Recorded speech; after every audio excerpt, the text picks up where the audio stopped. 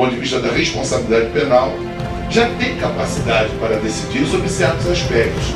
Acho nesse caso interessante, a gente fecha a solidariedade com eles e passa para a segunda etapa. Na prática existe, eu sei, vou pegar esse exemplo da prática.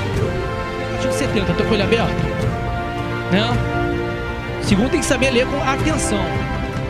E aí, vai deixar de trazer? Claro que não, né? E nós já vimos até no primeiro encontro.